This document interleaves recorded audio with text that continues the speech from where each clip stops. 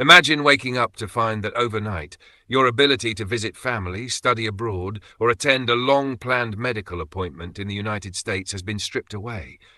Not because of anything you did, but simply because of the country listed on your passport.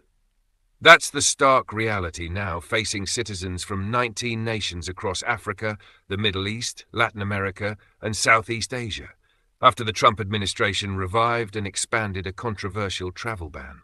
This isn't just about policy, it's about people. From students and scholars to separated families and medical patients, thousands will feel the effects of these sweeping new restrictions. For 7 countries, including Somalia, Chad, and Libya, the ban is total. For others, like Venezuela, Yemen, and Myanmar, the limitations are partial, but still deeply disruptive. And in nearly every case, the US has cited visa overstays or security risks, often against the backdrop of unstable governments or tense diplomatic ties. In some nations, like Sudan and Eritrea, the White House points to human rights abuses and fractured leadership as justification. Others, like Laos and Myanmar, are accused of refusing to cooperate with US efforts to deport their nationals.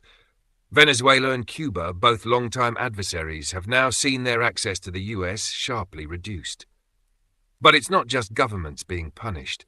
The ban throws a wrench into educational and humanitarian exchanges, straining decades of people-to-people diplomacy.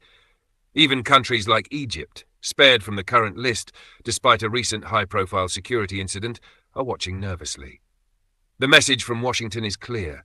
Visa policies are now as much about politics and perception as they are about security or law. While the White House argues the move is necessary to protect Americans and uphold immigration law, critics say it paints entire populations with the same broad brush. The African Union has urged balance and respect, warning of long-term damage to relationships carefully built over generations.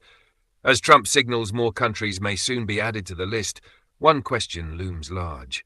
What happens to global cooperation when entire nations are shut out? Not because of who they are, but where they're from.